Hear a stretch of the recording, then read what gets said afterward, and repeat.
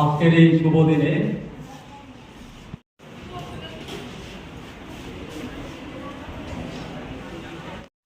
কম্পিটিশনে এটা আসলে একটা অর্গানাইজেশন আগরতলা অনুষ্ঠান করত, মাঝখানে 3 বছর এরা গ্যাপ দিয়েছে। তখন আমরা state level cultural advisory body বসে যে এটাকে শুধু আগরতলা কেন্দ্রিক কেন হবে, সারা ত্রিপুরা কেন না, সেই উদ্যোগে আমরা সারা ত্রিপুরায় এটাকে ছড়িয়ে দেওয়ার চেষ্টা করি।